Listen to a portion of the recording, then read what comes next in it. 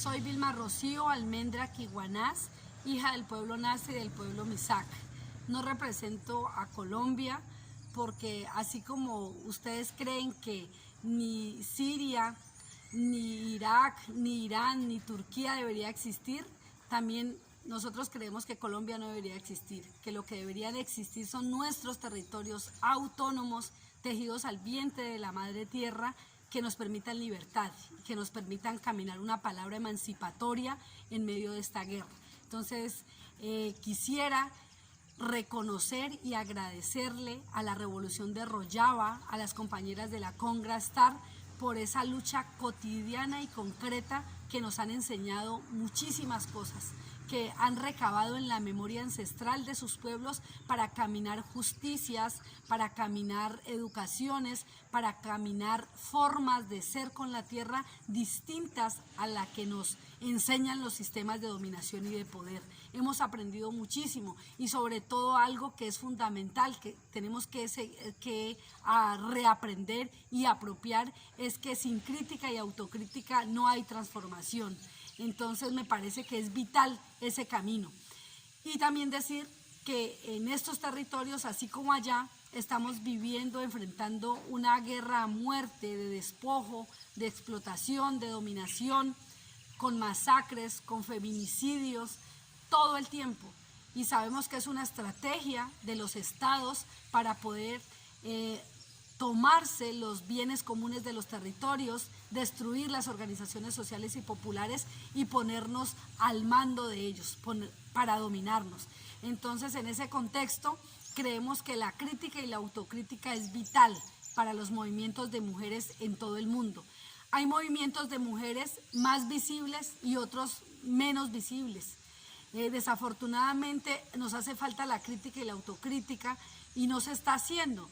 Entonces a veces sentimos que los movimientos más visibles tienden a dar línea y a pesar de que reconocen muy bien el patriarcado, a veces se quedan cortas en ver al Estado, porque pareciera que solamente existiera la necesidad de la equidad de género y de reconocer el machismo y la violencia contra las mujeres, pero nos quedamos cortas en reconocer las estructuras milenarias de poder y de dominación que nos han criado a como somos hoy. Nos habita también el patriarcado, nos habita el colonialismo, nos habita el Estado, nos habita el racismo. Entonces, ¿cómo retomar ese camino de palabra y acción concreta para deshabitar estas formas de opresión? Nos parece que son vitales. Y en ese camino aparece nuevamente aquí la memoria de la compañera Alina Sánchez Leguerincilla, una mujer maravillosa, hermosa, que conocimos.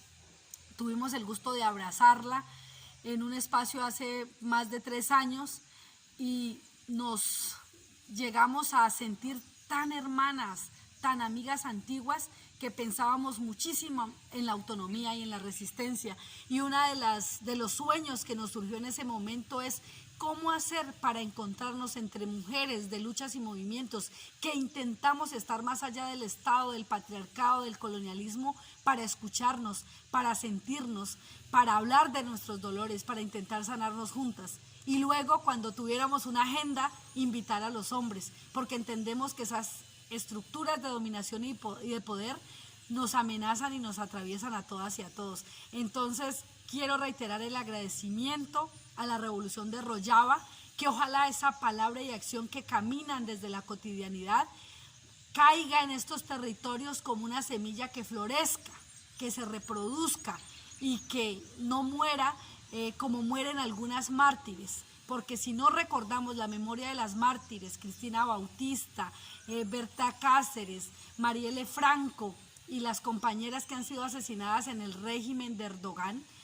pues simplemente van a morir sus memorias. Entonces, ¿cómo retomar el legado y la memoria de lucha de las compañeras que tampoco ni siquiera conocemos sus nombres, pero que están asesinando día a día para caminar la palabra y la acción crítica y autocrítica que nos lleve a una transformación cotidiana de mediano y largo aliento con los hombres, con las mujeres desde los territorios?